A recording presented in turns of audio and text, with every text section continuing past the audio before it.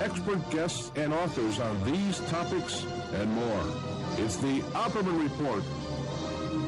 And now, here is investigator Ed Opperman. Okay, welcome to the Opperman Report. I'm your host, private investigator Ed Opperman, and this show is brought to you by emailrevealer.com. That's my website. Go to emailrevealer.com. You can catch your spouse cheating online. You can get a copy of my book, How to Succeed as a Private Investigator, locate people, all kind of fun stuff. Don't forget, oppermanreport.com. That's my website for the radio show. And you can go there and subscribe. And we have special content, additional content that you won't be able to find either on Friday nights or on Saturday nights live for free. Quick shout out to the guys over at Bellagio right now on the Strip, starting, I believe it's starting at 5 o'clock, and it's going on till tonight about 8 or 9 o'clock. They're having a silent vigil. Democrats, mostly Bernie supporters, but a lot of Hillary supporters as well, are protesting down there, having a silent vigil because of what took place here in Nevada last week. We have tonight one of my favorite guests, I got to admit. I'm always begging her to come on. Pretty much I should just give her the password and let her just come on whenever she wants. Dr. Cynthia Mckinney, former Congresswoman, and now down someplace, living in Asia, teaching a college course. Cynthia, are you there? Can you hear me? Yes, I hear you. Sorry. That's okay. Hey, where are you? Where I am, it's in the morning. Right. And I went to go get some saline solution to put in my eyes so I could wake up. So anyway, I didn't realize that you were a real investigator. Are you like a PI? Oh, yeah. I think we talked about this a couple of times. Yeah. I'm a private investigator and a digital forensic investigator. So people will send me cell phones and computer hard drives, and I'll reduce all the information to a report that can be used in court. Oh, so you're qualified then to tell us about Hillary's emails and the server and the bathroom, and you can really talk about that.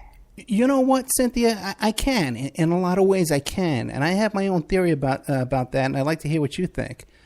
Because it makes no sense. We know about the Clintons and their concerns about being wiretapped. When he was talking to Monica Lewinsky, he would tell her, hey, the Israelis wiretap our phones here at the White House. So it would make no sense that they would have this kind of Fugazi server without any kind of extra security. I think they had this server because they had more security on it, and that the State Department servers are like wide open, and everyone and the Israelis have wide open access to that. That's what they were trying to cover up. What would you think about something like that? Well, now that is a possibility, but I just took it in the other direction, and I hadn't really thought that they were trying to get more security. I thought my initial thoughts were that they were trying to get less transparency because, not only has she been First Lady, but she's also served in the Congress. And I know that part of the orientation for members of Congress involves the, sort of the separation that needs to take place between the official and the private. And of course, with her being a lawyer, she would be aware of people who've gotten into a lot of trouble, like, for example, the former mayor of the city of Detroit, who was having an affair using the city supplied cell phone. And so then all of those text messages became public when some police officers blew the whistle on the mayor's illicit activities. So I know that she would be aware of that. So in an effort to hide and forestall the possibility of having her emails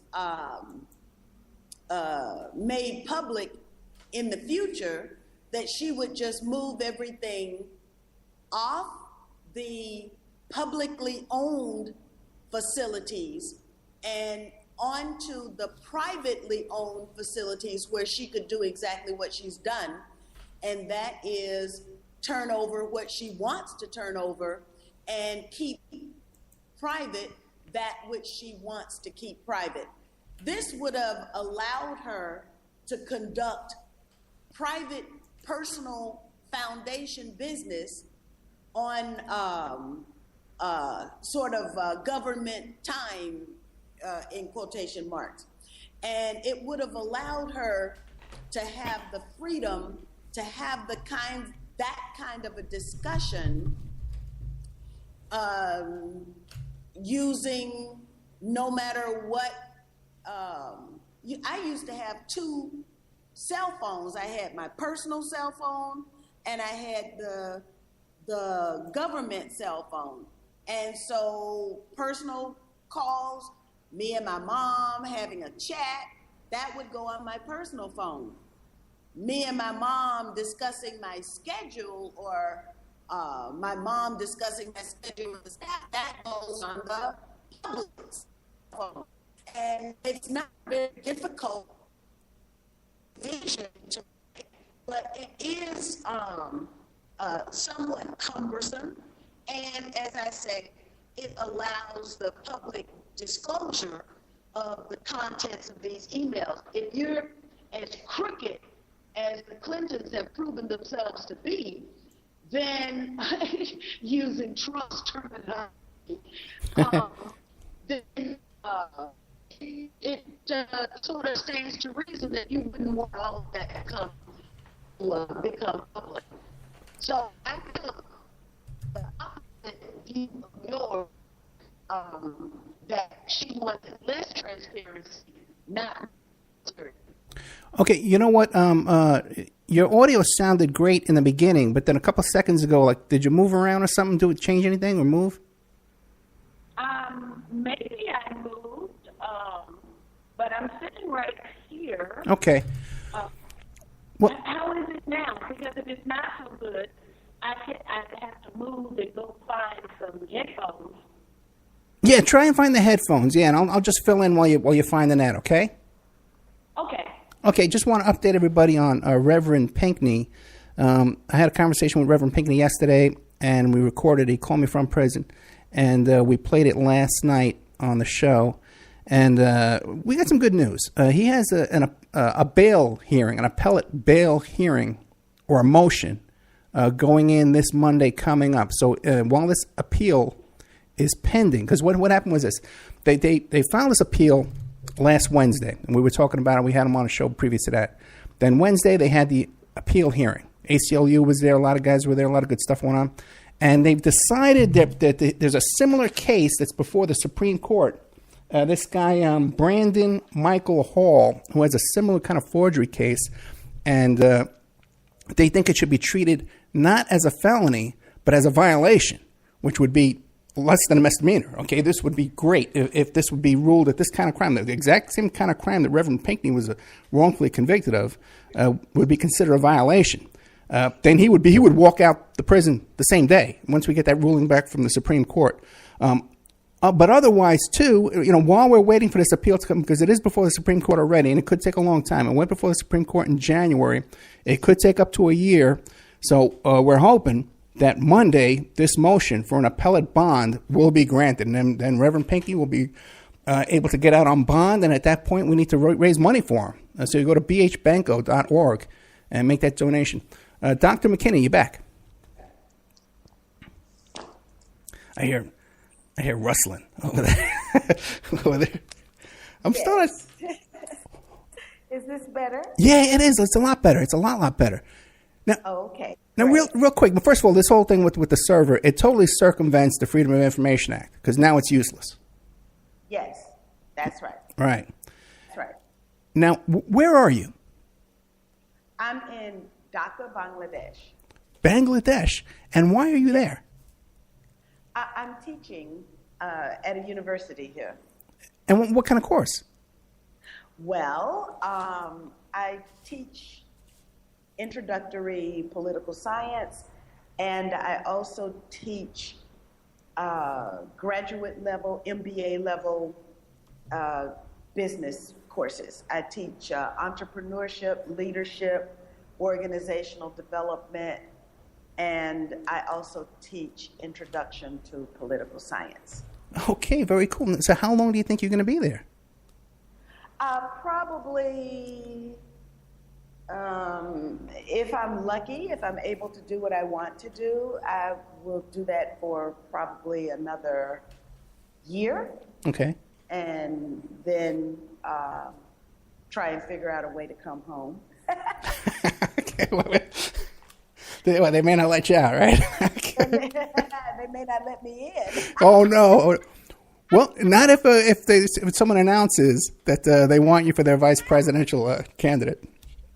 Well, now, of course, under those circumstances, they wouldn't have any choice but to let me in because everything they do, which is, part of the reason that I'm here is part of the soft repression that never stopped.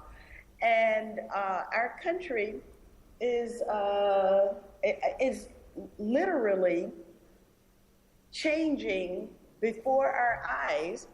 And it's almost as if the people have nothing that they can do to stop these changes. It's not that we are against change, but we definitely are against this kind of change.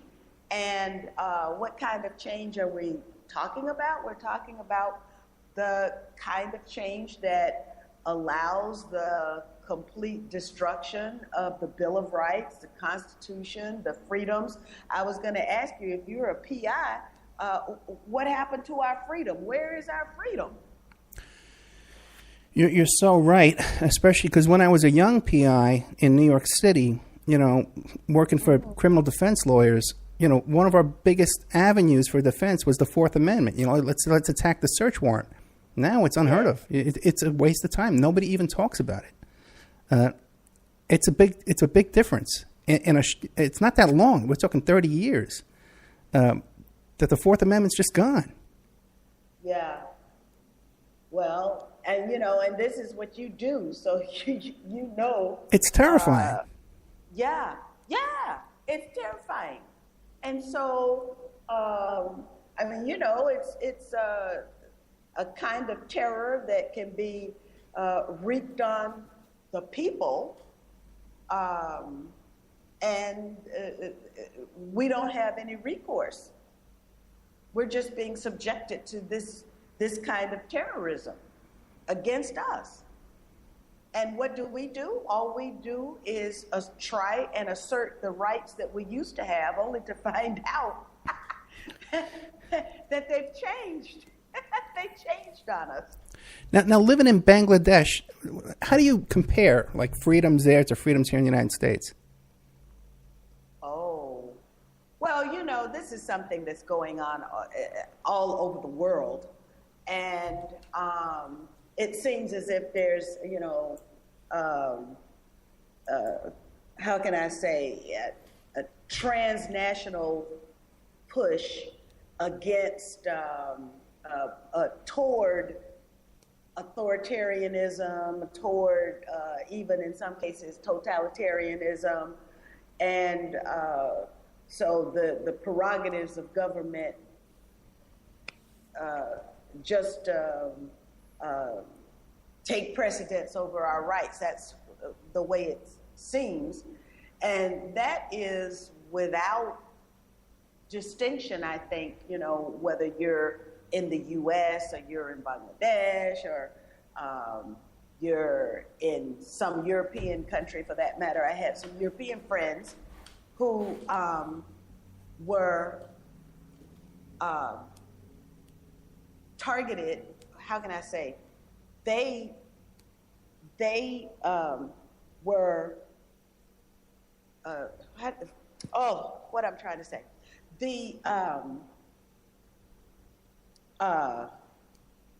Maybe I'm still not awake, but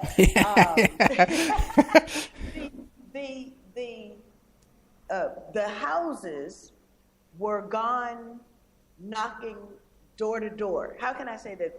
There was a door to door canvassing, knocking on the door, and this was done in the Netherlands. And so my friends left the Netherlands because they thought that the Netherlands was a place of tranquility and the assertion of their rights. And all of a sudden, the security forces are going door to door, knocking on people's doors, just, sort of snooping. And this was like unprecedented. So it's happening, this tightening of the screws on average, ordinary people is happening all over the world. So is it bad in some places? Yes. Is it worse in some places? Absolutely. But for the United States, I think it's absolutely worse because it's not supposed to happen in the U.S.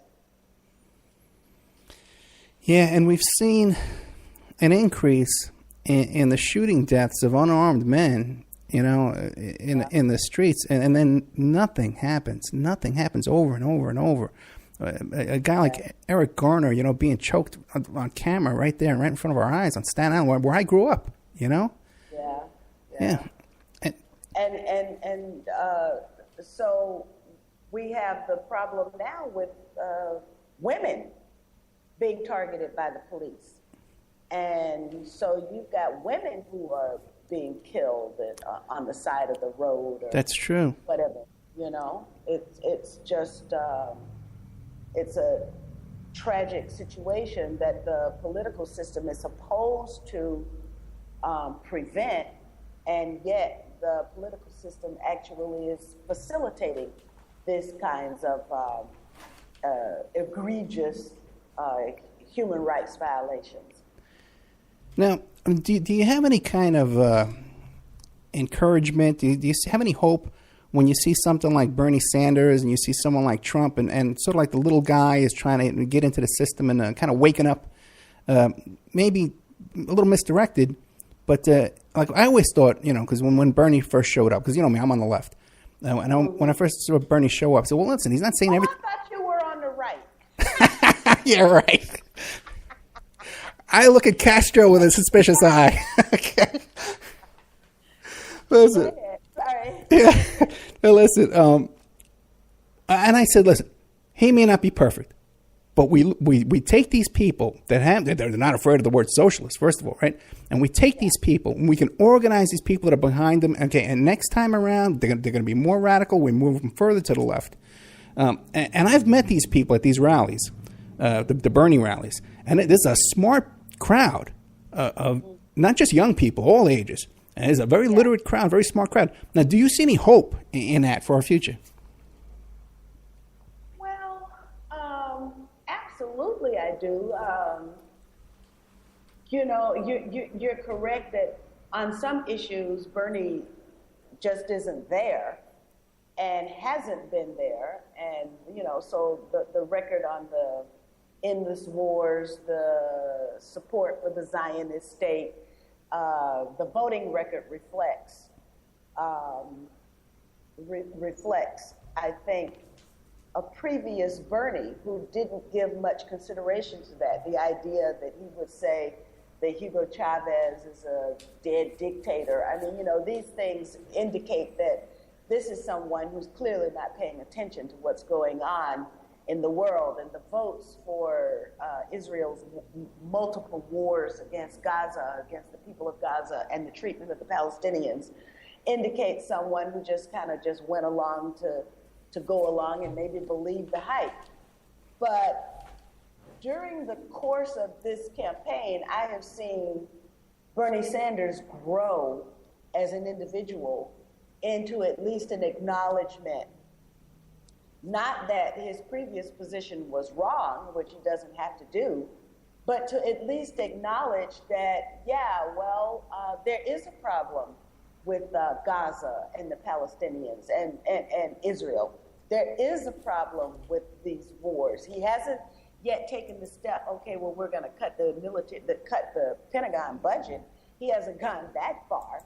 But the fact that he is articulating, say, 85% of what you or I would articulate is fabulous. It's absolutely fabulous. And the fact that maybe he started at 75% and he's moved up another 10%, that is fabulous as well. It bodes well for him as a person who can become more knowledgeable about the issues and then adjust, staying within his own moral compass, but adjust his position based on new information and the garnering of new facts.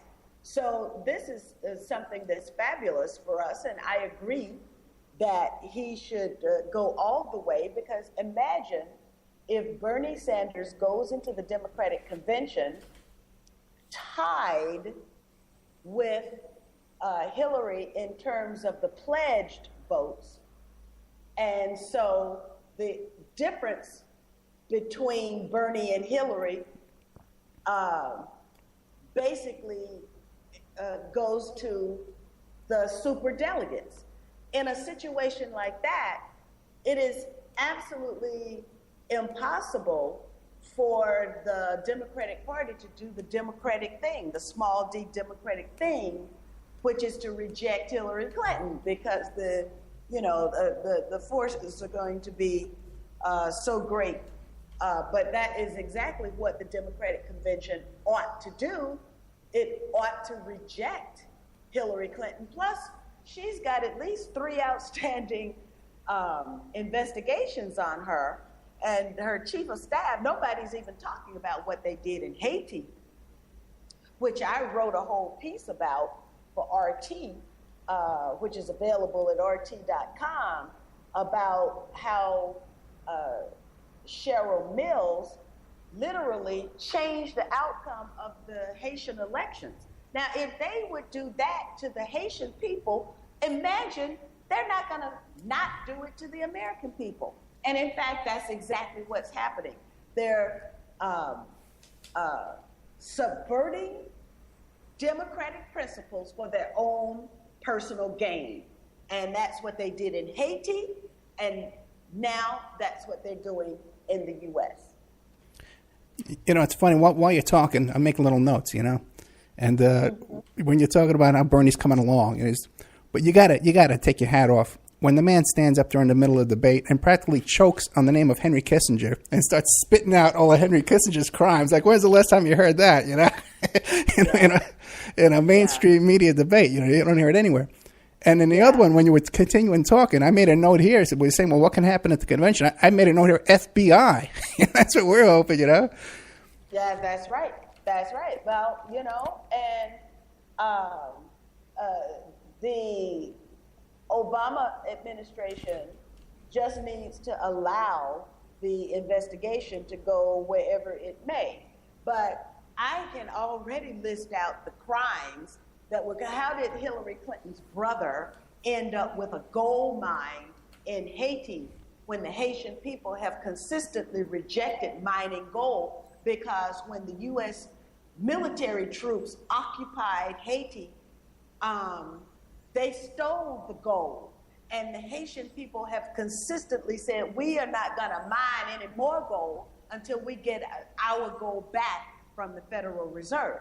So how does that happen? How does the Clinton administration, the Clinton Secretary of Stateship, not only end up with a gold mine for her brother, but also donors to the Clinton Foundation end up with contracts in Haiti? How does this happen when based on the testimony of the Haitian president commission, the president of the presidential election commission, that she read out the wrong leader of the elections, and he said he was too afraid to challenge it. He was afraid to say it. They know the next step is going to be Secretary Clinton is going to give to them the same treatment that Hugo Chavez got. And this is 2010 when this happened. So the multiple affronts to the sovereignty of Venezuela during Hugo Chavez's tenure as president. And then you've got what happened in Haiti to start with, which was the kidnapping by the U.S. of the president, Jean-Bertrand Aristide. So they had more than enough examples of what the U.S. was capable of doing to intimidate them into silence, and that's exactly what happened. It was a complete subversion of the right of the Haitian people to self-determination. And that's what we're experiencing in the U.S. right now. It's the Clintons today, but who's to say that it's the Clintons today in the Obama administration today, as it was with the Bush administrations of yesterday. Let me ask you a couple of questions. In about a week, I'm going to be taping with a woman named Baker about the situation in Haiti as well. Okay. You know her, right? Yeah, she's a lawyer. Now, what I know of Haiti is this. When they first had that big earthquake, I guess it was like 2010, 2012, right around that time, right? My friends who were NYPD cops and firemen went down there to help. And then more recently, some people from my church went down there too to help again, just very recently. And nothing's been fixed. You go from the airport, there's no electricity, and people are lined up on the side of the road begging. It's just a horrific situation. Now, I know about that firsthand, and I know about the situation with the minimum wage, that Hillary Clinton prevented them from raising their minimum wage from 30 cents an hour to 60 cents an hour. But can you give us map out the whole thing of what the Clinton crimes have been in Haiti from start to finish? Oh, my gosh. Okay, I probably need to pull up my article so I can refresh my memory. But if we restrict ourselves to just Clinton, then I would, wait a minute. Oh, I'm so sorry. Oh, I'm so sorry. Okay, if we restrict ourselves to just Clinton, I hope you don't hear that. Do you hear that? No, I hear nothing. In fact, your audio sounds much better now. Oh, okay, great. Well, if we restrict ourselves to just Clinton, then it would not just be while Hillary was Secretary of State, but also while her husband was president. So that was the time during which the Clintons just began to treat Haiti as if it were their personal property, and that the Haiti became a vassal state, as it were, for the Clinton family. And, they talked about, we had our honeymoon there, and so we have this special affinity. But the special affinity is actually turned into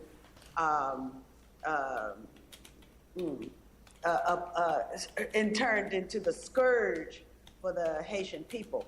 So let me see if I can find the article that I wrote. I've written several for RT on Hillary Clinton's path to the White House. But let me find the one that here it is. There you go. It's Democracy Denied, U.S. Turning Haiti into Another Vassal State. And so I talk about the gold mine. I start off with the admission of Robert Baer. Are you familiar with him and how he's the former CIA guy who just admitted that, yeah, we did everything that we could to destroy Yugoslavia? He's not the same guy from the Franklin cover-up. No. Okay. No. No, then I'm not familiar with him, no. Okay, yeah. So he's a former CIA guy, and he describes how the U.S. brought democracy to Yugoslavia by destroying Yugoslavia. And you can look at that and say, oh, wow. Well, that's exactly what the U.S. has done to Libya, Syria, Ukraine. You bring quote unquote democracy. So you understand that first of all, that the democracy they're bringing is just rhetorical only. It's not in reality. But with respect to Haiti, then you've got the situation with the Presidential Election Commission, where Cheryl Mills was the chief of staff of the Secretary of State. She read out the wrong election results, which meant that the people of Haiti had to suffer through 5 years of a president that they didn't elect. Kind of like what the U.S. did with George W. Bush, where the Supreme Court paved the way for us for 8 years of a president that we didn't elect. And then before that, so the current situation in Haiti has been a continued obstruction of democracy because the current leader, who is en route to becoming the president of Haiti, has scrapped the whole process because of interference again from the Clinton State Department. And so the Clinton State Department has interfered because the person that they stole the election from in 2010 was, his name is Jude Celestin. And so he decided to run again, and they've stolen it again. Now, what was the crime that Celestin committed? The crime that he committed was that he was close to Hugo Chavez. And so the criticism of the U.S. back in 2010 was that Celestin was too close to Hugo Chavez, and therefore he shouldn't be the president of Haiti, despite the fact that the people of Haiti voted for him. Okay, so in order to secure their ill-gotten president, what the Clinton Department of State did was then they gave $100,000 to an organization to further and that organization was a partisan organization for the support of Martelly, who was the insulting presidential candidate that the Clintons made the president of Haiti. He has a nickname called Sweet Mickey, and he's an entertainer. So the Haitian people were subjected to the leadership of an entertainer as opposed to someone who loved his country. I happen to know Jude Celestin very well, and who is a patriot for his country and would not compromise on the sovereignty of Haiti. So you've got the subversion of one election and the thwarting of the subsequent election, which is the election that has been delayed now because of continued Clinton interference in the right of self-determination of the Haitian people. So you've got the obstruction, then you've got the $100,000 donation. Then you also have a situation where the Clinton Foundation is in the peanut business. And this is not a not-for-profit. This is a for-profit enterprise raising money. The thing that makes me suspicious is they've got the smiling black man. Whenever you see a smiling black man, he's really being oppressed. And they've got the smiling black man on the welcome page for the Peanut Enterprise Corporation that's a part of the Clinton Foundation. And this is a Clinton Foundation donor who's... I think I just lost you. Can you hear me at all, Cynthia? Oh. Yes, I hear you. Okay, good. You're good. You're fine. And so this is a for-profit enterprise in Haiti that is under the umbrella of the Clinton Foundation. What are they doing?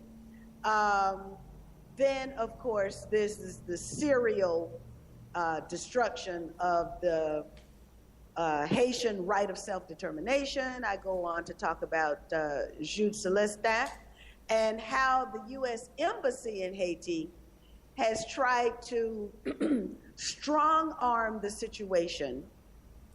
And, of course, the situation with the United Nations peacekeepers is a direct result of the President Bill Clinton's abduction of the Haitian president.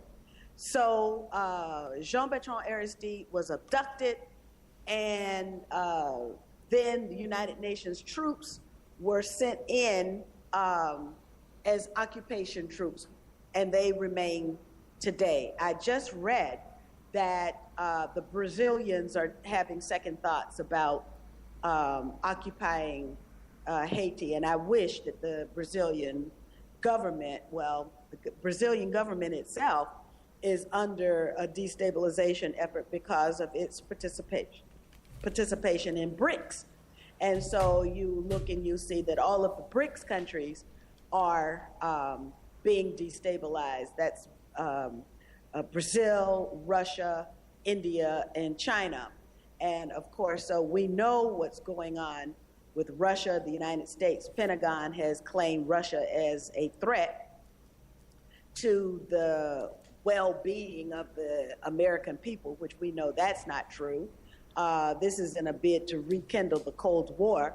We know that the United States is directly meddling in China's affairs, not only its domestic affairs, but also within the South China Sea.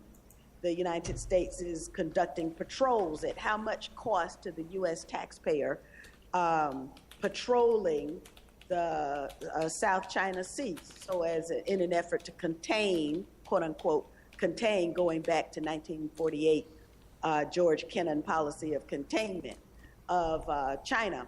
And then, of course, the policy of rollback, which was advocated more by Paul Nitze, which was an aggressive policy to roll back the gains that were made in the area of self-determination by other countries. So we see that going on with Venezuela right now. But all of this has its roots in the Bill Clinton administrations, the two Clinton administrations, and now we're supposed to be welcoming a third one. Now, you mentioned that there's UN troops in Haiti.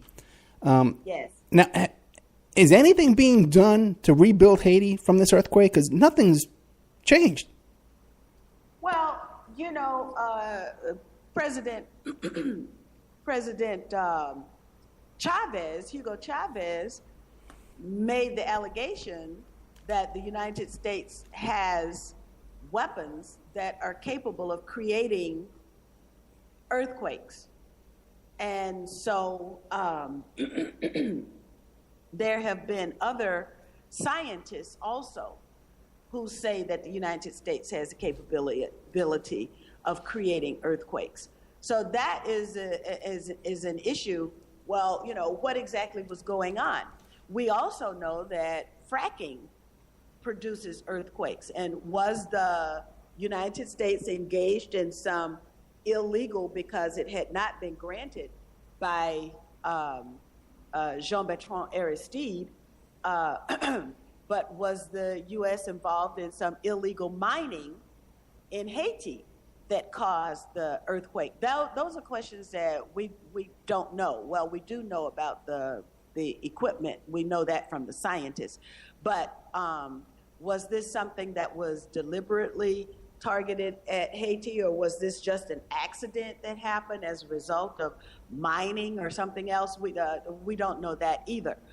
But the fact of the matter is that we do know that between the Red Cross and the Clinton-Bush initiatives for Haiti, that I think $1 billion were raised.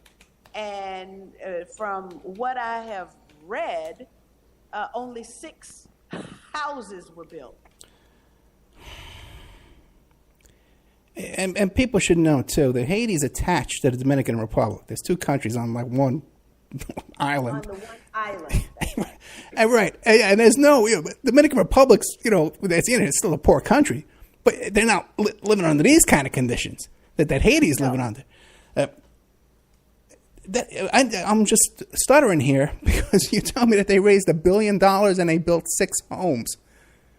Yes, that is what has been written publicly, that 6 houses have been built. I think my little church here in Staten... But now, wait a minute. Remember Hurricane Katrina. Right. And the situation with Hurricane Katrina, how much money was raised for Hurricane Katrina?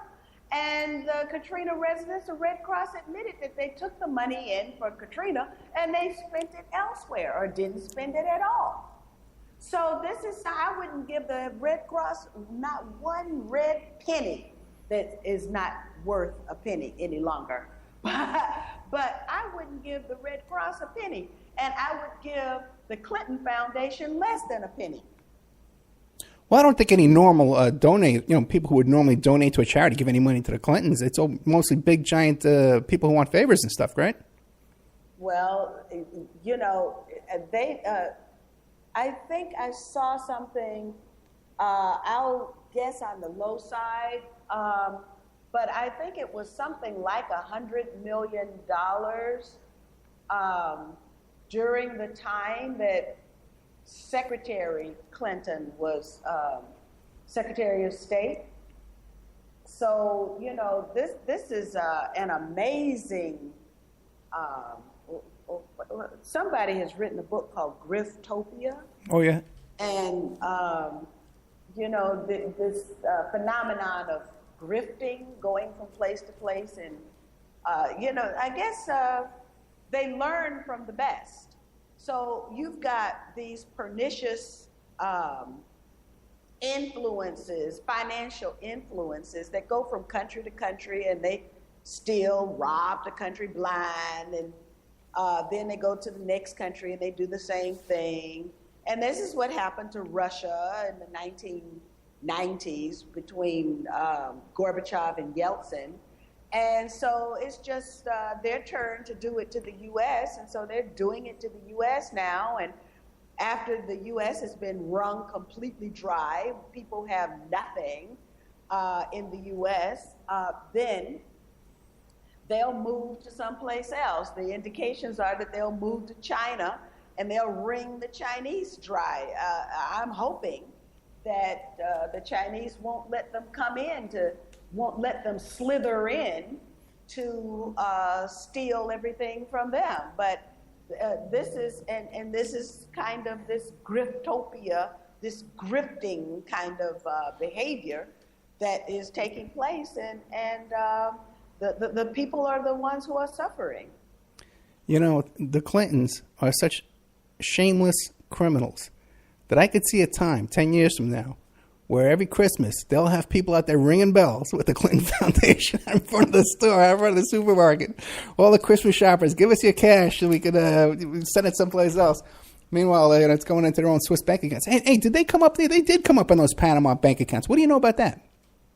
Oh, I don't know anything about that. I haven't had a chance to really look at them. I've got them pulled up. Yeah. And so I'm going to search. But I didn't think that the Clintons came up. Did they come I think Leon Podesta, either Podesta or Panetta. Oh yeah, Podesta came up, right? Yeah. Right. And, I know these people, and yeah. So okay. Let me ask you a question real quick. Okay, well, Yeah. the media, okay, because I'm here in Nevada, I'm here in Las Vegas, and we just had this big scandal here last week where it was just so obvious the Clintons just, robbed our vote. It was just, like a train robbery. Yes. Now, but the media is totally under their grip.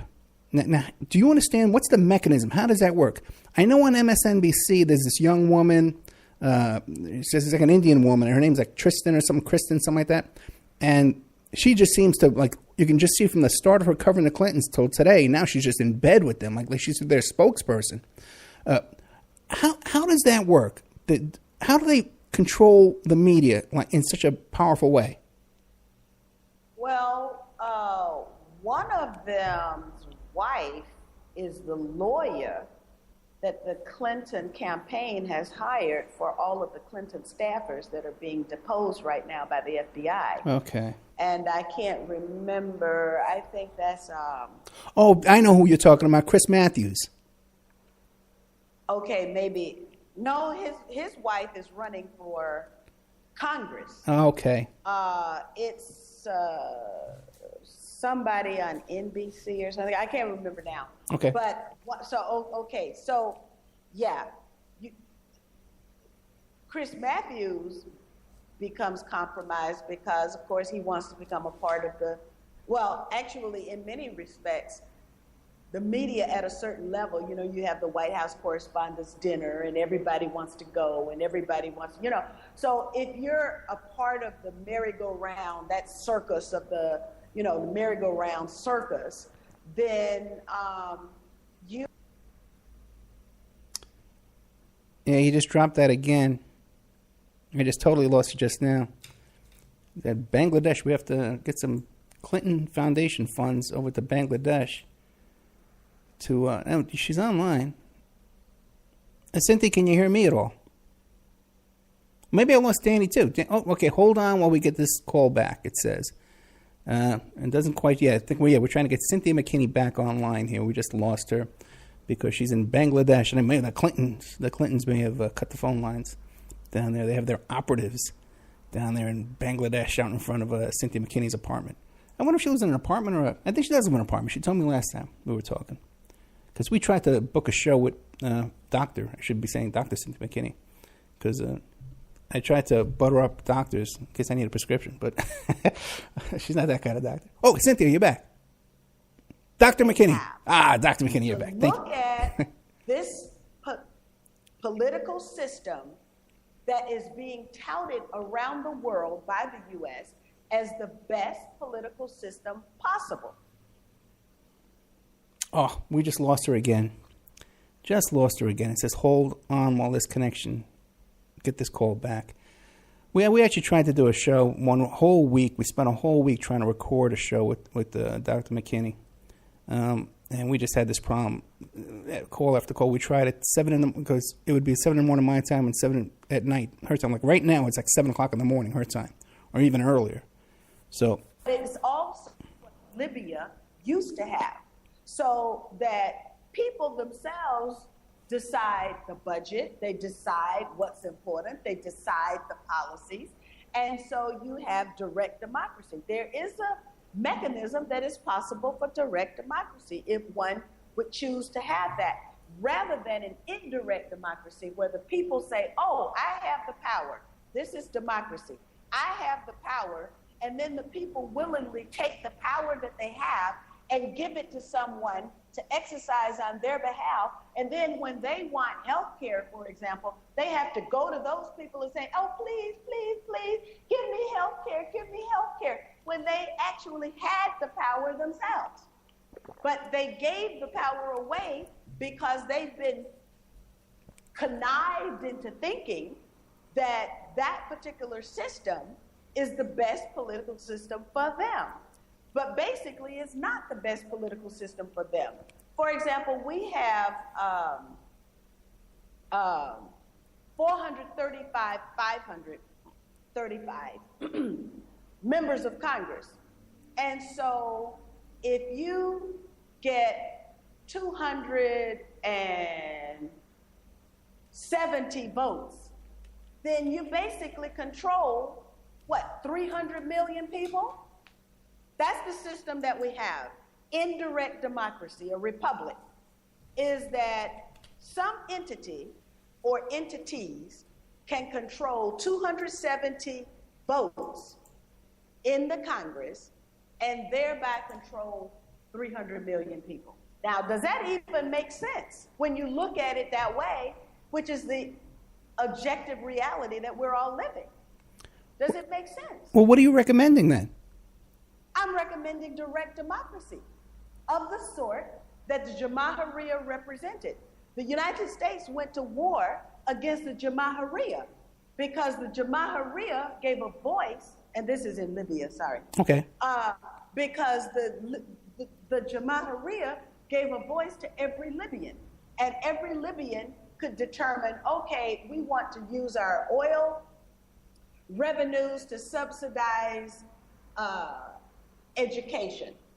And when I went there, they were deciding, do we want to use the oil revenues to subsidize education, or do we want to use the oil revenues to subsidize the price of gasoline? This was the issue that was before the Libyan people when I was there, which was before the bombing took place. And so then every Libyan had a mechanism by which they voted. This is the system that was under attack, because you cannot have people who were formerly colonized, you can't have them with the kind of sovereignty that allows them to make decisions about their money and their resources themselves. Cynthia, let me ask you a question, because we're coming up to a break in about 5 minutes. Do you think after the break you can give me another 10 minutes or so, or do you think... I know you need another 10 minutes, but today... Okay. and I have to participate in the forum, and I have a ton of things I need to do today. Listen, everyone's used to me getting a guest on and begging for more time, so don't worry. I'm shameless, but I have a ton of notes here I could talk about after you have to go. So listen, so we're down to about 3 minutes or 4 minutes. What do you want to leave us with? Give us some hope. Well, the hope is that the average ordinary voter in the United States does not have a stake in the continued sustenance of the Republican Party or the Democratic Party. And now we have a unique opportunity through Trump and Sanders to disrupt them both, and we should do that. I heard you on Alex Jones. You sent me a clip you wanted me to listen to. Oh, did I? I didn't remember that I did that. Okay. I thought I had a better impression upon you. I thought you thought about me all the time. But let me ask a question. What's going on? I know. I'm just teasing you. And it's Sunday morning for me. You see, it's still Saturday night for you. That's right. I'm just getting ready to start partying. Now let me. But I heard you were kind of sympathetic to Trump. Now you're not like so just disgusted by this man that you just can't stomach him. No. Really? No, because I understand that that's all a part of the hype. I'm looking at what does this candidacy do to the system? Let's step back and take a systemic view of what's happening now. Bernie Sanders' continued challenge of Hillary Clinton is a direct challenge to the funders of the Democratic Party. And it is an insurgency that helps the base voter of the Democratic Party, because the base voter has been betrayed by the Democratic Party, as has the base voter of the Republican Party. So the base voter of the Republican Party and the base voter of the Democratic Party have everything to gain by the destabilization, or you can call it asymmetric warfare, giving to the U.S. what the U.S. military gives to other countries, the asymmetric warfare against the powers that be that control the U.S. politics today. Cynthia Mckinney, that's the music telling us that you got to go. Yes. Okay. Thank you. I love you, Cynthia. I'll talk to you soon. Okay. Bye. Bye. Okay, we'll be right back with more. I'll fill the time all by myself. I don't care. I can do it. I did it last night. Okay, we'll be more after this. Be right back after this. All clear. Okay, yeah, but Danny, don't forget, you got to keep playing the music and stuff so it plays over the other stations. Oh, okay. You want to? Okay, I'll leave the feed on. Thank you, brother.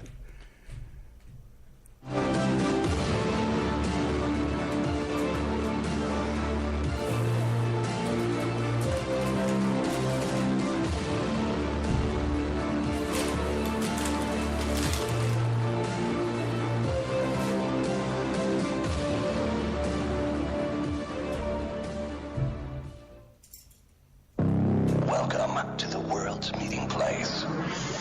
American. It's practically narcotic. Freedom. Oh, yes, I like very much. Radio. You're an American institution. American Freedom Radio. Did you know there are 3 million edible food plants on Earth, and none have the nutritional value of the hemp plant? HempUSA.org offers you hemp protein powder. It does not contain chemicals or THC, is non-GMO, and is 100% gluten-free. Hemp protein powder burns fat, builds muscle, contains 53% protein, and feeds the body the nutrients it needs. Call 888-910-4367 and see what our powder, seeds, and oil can do for you. Only at HempUSA.org. HempUSA.org introduces 3 brand new detox formulations of micro plant powder. Brain Fuel for depression, bipolar disorders, and stress. Total Care, anti-cancer agent that cleans the liver and organs and increases memory. Rejuvenate, invigorates and heals the body, mind, and spirit. These products are your alternative to pharmaceuticals. Call 888-910-4367 and like us on Facebook. We ship worldwide. Only at HempUSA.org.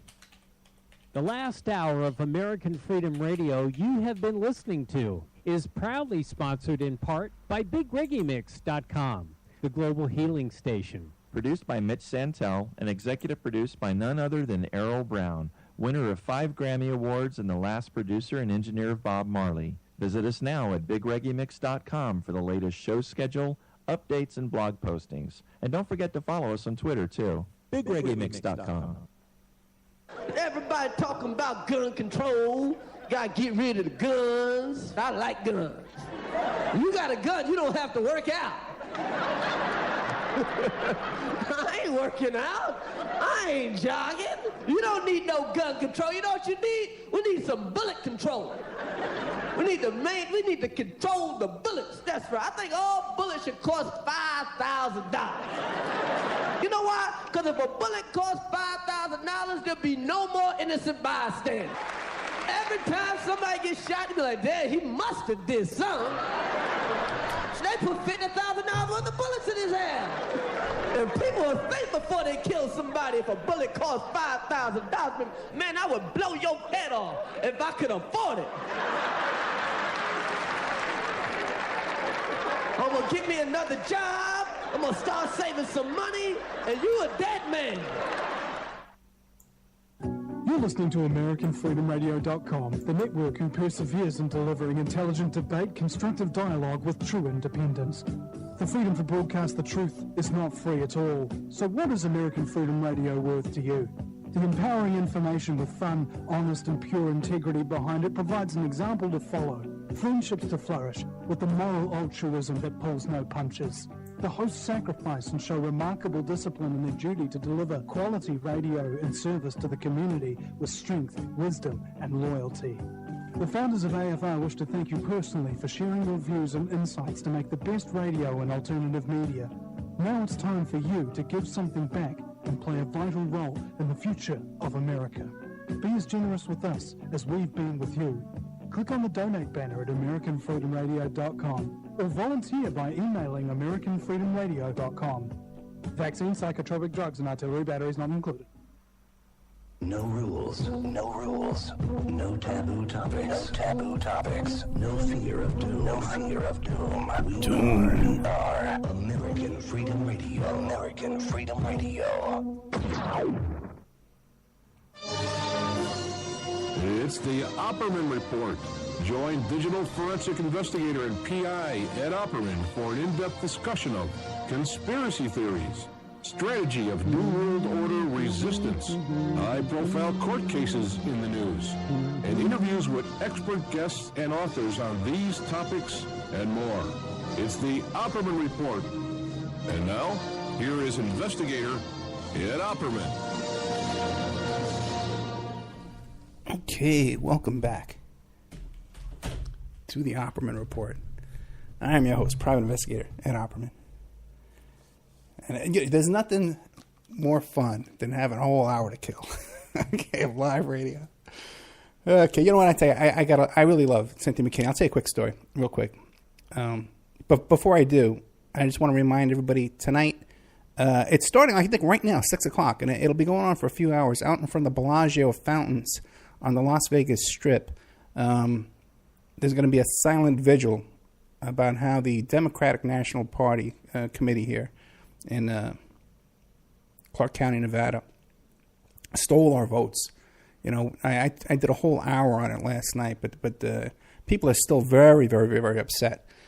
And if you listen to the show last night, too, I went off on this Angie Morelli, who's just being taken for a ride. And now today I see her on CNN, and the host is interviewing her, and he just got this smile on his face waiting for her to give up another...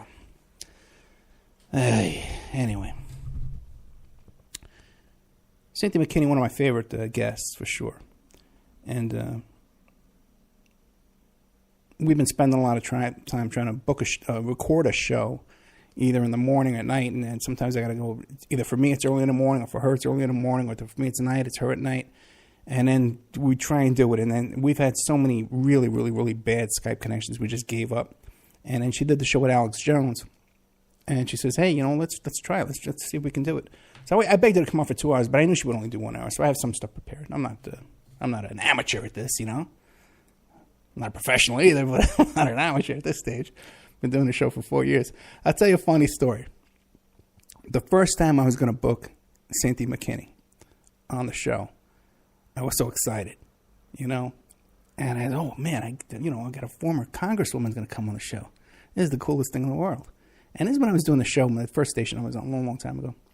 And as a matter of fact, I think she was like the first African-American guest that they ever had on that station. Okay, because there was a whole big brouhaha going on in the chat room about this black woman coming on the station, you know. I don't think they ever had one over there before that. But I had her on the show a few times. And so I'm doing my research on Cynthia Mckinney, because I never talked to her in person. We just sent a couple emails back and forth inviting her on the show. And she said yes. I said, let me prepare. So I started watching all the videos, you know, and there's these really intense videos where she's like interrogating Rumsfeld, you know, in Congress. And she's like, oh, Mr. Rumsfeld, what can you tell us? And she knows every little detail about the stuff they're talking about, you know. And I was so impressed. I says, wow, she must have some staff. But she told me, she says, no, I know, because I used to read these bills.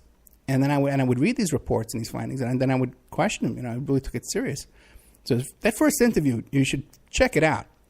There's a lot of really good stuff in there. Because I talked to her too about how do these lobbyists approach you and try and pay you off? And I said, what, they take you out to dinner? You know, how does it work? What's the mechanism? And she says, well, with AIPAC, with the Israeli lobby, they send you a fax. They send you a fax and says, sign here if you check all these things off. If you agree with these things and you're willing to promote our proposal, we'll send you this amount of money every month. You know, it's as simple as that.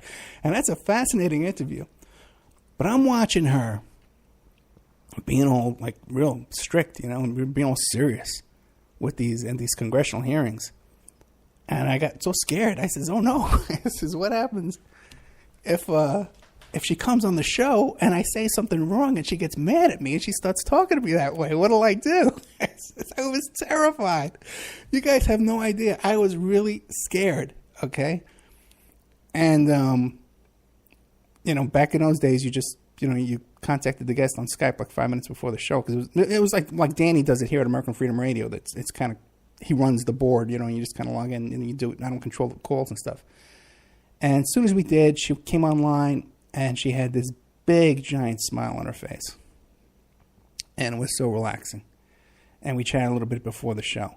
And I got to tell you something. It's the kind of smile that you see on a person that is genuine. It's 100%. There's no phoniness in this woman, you know. And it really meant a lot to me.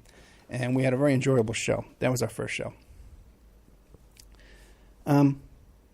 It's funny. We were talking right before she had to go in Bangladesh.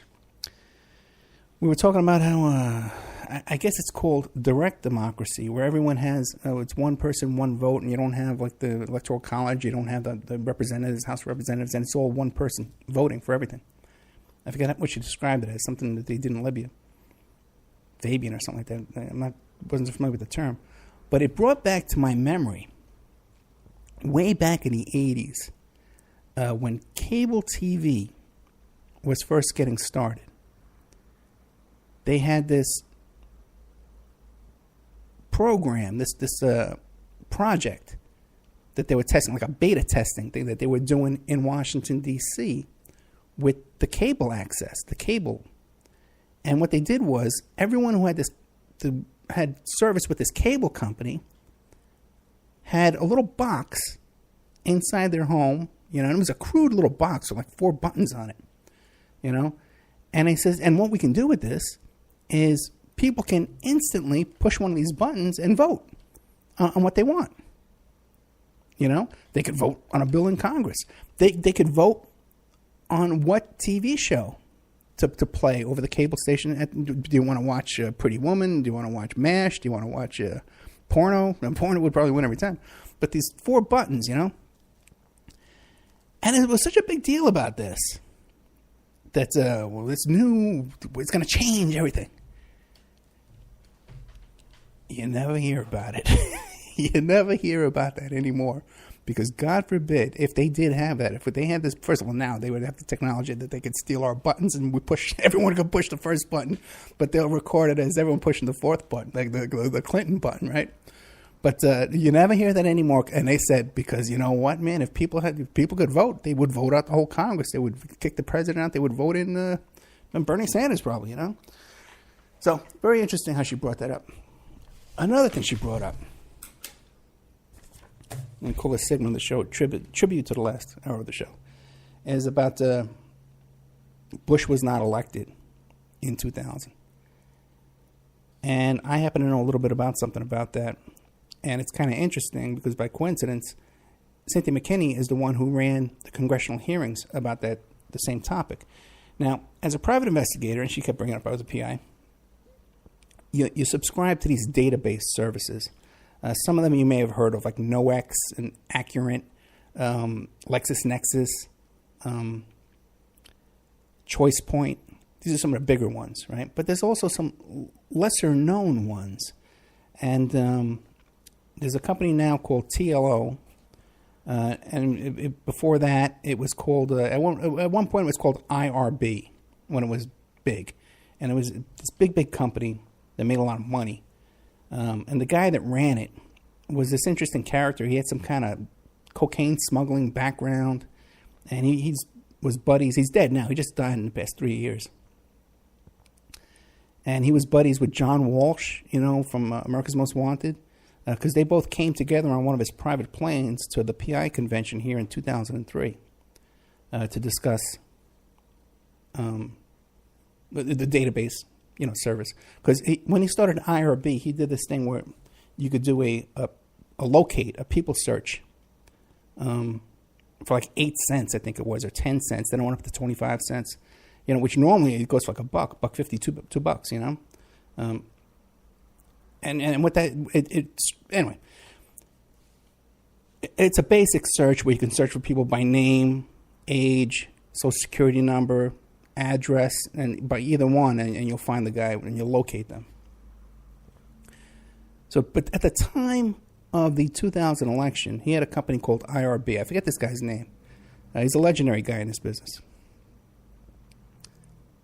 And IRB joined with a company called ChoicePoint to form a third company in partnership. And I think it was called something like EBT or ETB, something like that. It was a stupid little name. And everyone heard about this. I guess word gets around. And everyone was saying, well, boy, this is exciting. These two companies joining together, now they'll have more access to more databases and more services. How do we sign up? How do we get, who has access to this? Hey, have you heard of this? What's going on? And it was even written about in PI Magazine at the time. And I used to write for PI Magazine back when I was in Private Investigators Magazine. And so it came out that no, this is the two companies are coming together. It's for a limited purpose. And it's not going to be available to the general investigator community. See, not everybody can sign up to these companies. You either need a PI license, you got to have a process server's license or a bill collector's license.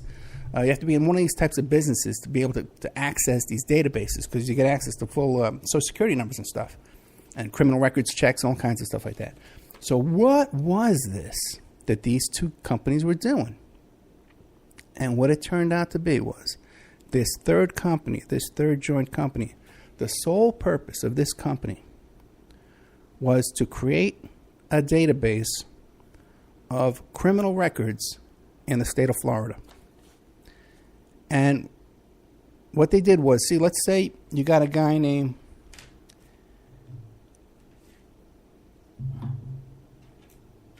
John W. Smith, right? You got one guy named John W. Smith. Let's say John Wayne Smith. John Wayne Smith, right? And then you got another guy named Joe Wayne Smith. And you got another guy named Jim William Smith, right? Now let's say one of these guys is a felony. These are three different guys, three different ages, three different addresses, right? One of these guys, John Wayne Smith, has a felony conviction on his record. What this third company did was, and I don't think there's anybody on earth that can explain to you the way this works, that has an understanding of how the vote in Florida was stolen.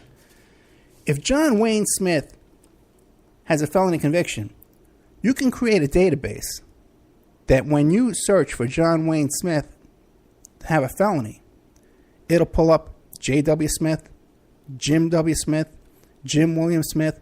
All those different combinations, all those different possible combinations will come up as possibly having a felony conviction.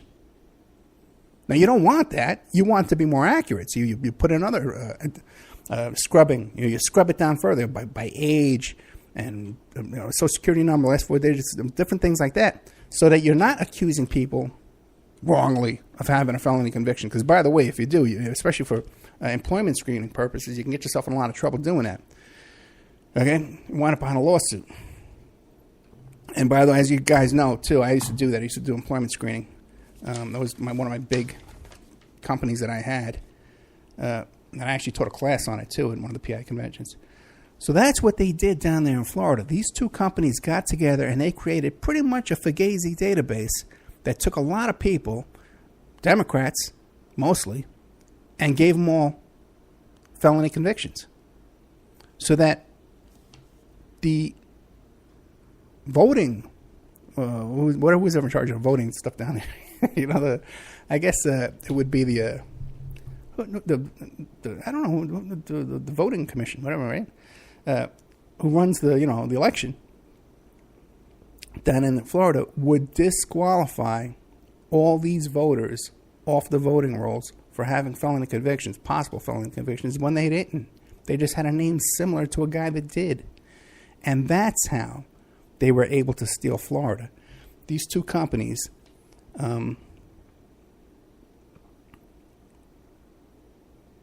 Choice Point and IRB. And what's interesting is that after this was accomplished and George Bush got in, Choice Point got a $1 billion contract to create a DNA database to identify victims of 9/11 in New York City. Okay? That was kind of like their payoff. I don't know what IRB's payoff was. The poor guy, he's dead now and his company's in bankruptcy. In fact, it was ordered. Kind of interesting how, when you do favors with these big shots, sometimes they come after you and destroy you and destroy your family.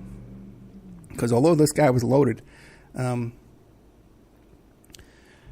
these database companies, they get a lot of their information from the three major credit reporting agencies. It's called a credit header portion of your credit report, where you put down, when you fill out an application for credit or employment, or you want to rent an apartment, you want to buy a car, and you fill out that application. You put down where you work, your work location. You put down your phone number. You put down your social security number. Sometimes you put down your age. Sometimes you don't. You put down address, previous address. All that portion of your credit report can be sold.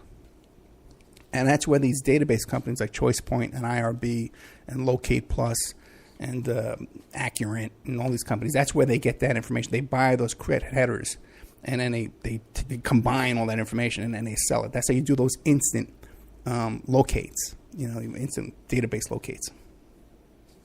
I hope I made sense. But that's how they stole. And just by coincidence, I happen to know those guys, and I knew the whole story. And turns out Cynthia Mckinney was the one who ran the congressional investigation regarding that crime. Okay, Bush being elected. Okay, let's see. Interesting thing came up in the chat room while I was talking to Dr. Mckinney, and she was talking about Cheryl Mills, who worked for Clinton, involving all this Haiti stuff. And they're telling me in the chat room that if you go to wikileaks.org, Clinton emails, that there's a Cheryl Mills email in there that exists that talks about Hillary Clinton going into the backyard to sacrifice a chicken to Moloch. Okay? Now, I haven't seen I haven't seen this email. And I'm not even sure if I trust everything that's in wikileaks.org. But it's just fascinating because a couple of people, this discussion came up in one of the chat rooms here. And it seems like they looked it up and they found it. Now, one thing, too, I want to talk about here that I disagree with Cynthia Mckinney about. We don't all agree about everything. We're not all just sitting around. Like the Beatles, on Hard Day's Night when they all lived together, Right? Not everybody agrees. Some people don't agree. Okay. But she was saying how I asked her, hey. Oh, no, it wasn't Hillary who was going back to sacrifice the chicken. It was Cheryl Mills saying that she was going to go back to sacrifice a chicken. Very interesting. It's just been clarified in one of the chat rooms here. Got my information wrong. Got my facts incorrect. Sorry about that. Okay. I want to say one more thing, too, real quick before I get into this thing about Trump. Is that last night I did a whole report about my viewpoint of what has gone on here in Nevada, from the caucus to the convention and how the votes were stolen. I mentioned a lot of local names of people here that are friends of mine, and some are not friends of mine. And so if I mention your name in that report and you feel I've said something that's incorrect, give me a call or send me an email, oppermanreport@gmail.com, and you can try and clarify it, and maybe I put you on the air. You can tell me how I'm wrong. I would love to hear that. I was talking to Cynthia Mckinney, and I said to her, hey, Trump, you can look at this guy and not be so disgusted that you can't stomach him and everything he represents, this disgusting man. And she says, no, I can't, because I guess she sees him as sort of kind of a populist. But I got to tell you something, guys.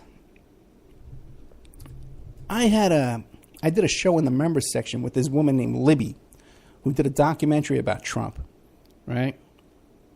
And it's in the members section at operaandreport.com. You could check it out. There's some audio troubles in the second portion, but there's a good 1 hour there that came out fine. And in her documentary, the documentary is available on iTunes, okay?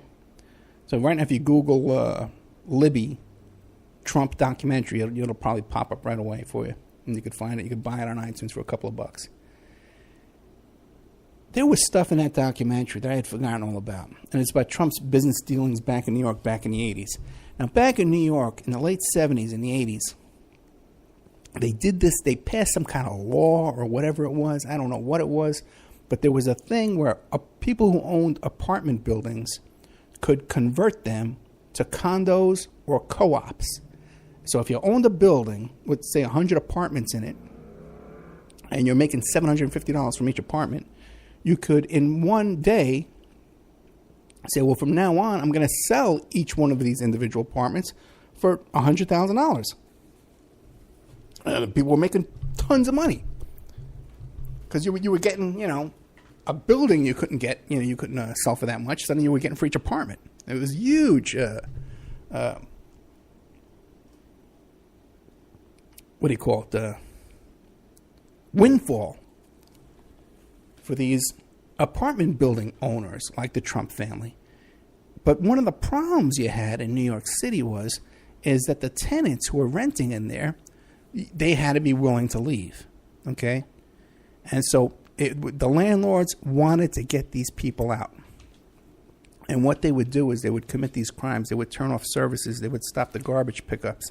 They would stop doing repairs in the building and make things so miserable for people to make them get out so they would sell their apartments. And these are people that were elderly, they were poor, who couldn't afford to move, right? And there's a segment in here with Trump where he was trying to empty out one of his buildings so he can convert it to co-op or condo. And he was doing all the tricks. He was turning the power off and they were complaining about it. He was getting sued by the city. He was getting complaints and stuff like that. And he went on one of the news broadcasts and he says, you know something? I think that this building here, I think what we should do is convert these empty apartments into a homeless shelter and have homeless people come in there and let them be able to take showers. And so he brought in homeless people into this building where people lived just to come in for free and kind of destroy the place until he could empty the building out. And cut these old widows and orphans out into the street. By the way, this is something that happened not by Trump. This is something that happened to my own grandmother, She rented an apartment with my grandfather on East 86th Street, Manhattan. It was right by Central Park, And when it turned co-op or condo, as a matter of fact, I had the money. I should have bought it at the time. But, they kicked her out, and they were very, very brutal to her and very mean to all the tenants and stuff like that to kick them out to make this windfall. Yeah, I'm the kind of guy I can never forgive that. Trump is one of the guys doing that. He was very vocal about it, very blatant about it, almost gleeful about how he was, committing these crimes and getting away with it. So I cannot ever endorse Trump. One of the things Cynthia McKinney mentioned Hugo Chavez, right? And I get a lot of email about Chavez and my support of socialism and stuff like that. And one thing people always say, it doesn't work. Just look at Venezuela. It doesn't work. Well, if it didn't work, why would there be so much effort from the U.S. government to overthrow the Venezuelan government? If socialism wasn't good for the people, if it didn't prevent these oligarchs from robbing the people of Venezuela, why are we overthrowing? Why are they expelling our diplomats from Venezuela for trying to they catch them in a plot that they're CIA agents and they're trying to destroy the power grid in Venezuela, and they kick a bunch of them out. And then a month later, the power grid goes down. So the plan they were working on succeeded. And then the poor guy dies of this cancer. His head's all swollen. He's cured. He goes to Cuba. They get a little bit of a cure. He goes back and it happens again. So people who say 100 years of socialism, it's failed every time. It's failed in some degrees every time, because of what they're up against, and if they didn't have that constant agitation trying to overthrow their government, trying to take advantage of them every possible way, and giving them cancer and embargoes and all this kind of stuff, we don't know if it would thrive on its own, because it's never been tested. So people who are so quick to say, well, it's never worked, you got to take that into consideration. I was sent recently, because my one of the things I appreciate about the Venezuelan government under Hugo Chavez was that they nationalized the oil industry, and at one point down there, a gallon of gasoline was 11 cents a gallon. And if we were to do that here in the United States and nationalize the oil industry, we could get gasoline down to 50 cents a gallon, you know. And I think that would be such a huge stimulus to the economy, where and how that works is that the profits that would normally go to the stockholders you would use those profits to reduce the cost of the oil to the consumer. Or you could take that money and put it into a big giant fund like they did. Someone sent me a video, I think it was Denmark or something like that, where they nationalized the oil industry. And when you hit retirement age, you had a retirement account that you could retire on from the country's oil industry. Now, oil is a national resource. It's under all of our feet.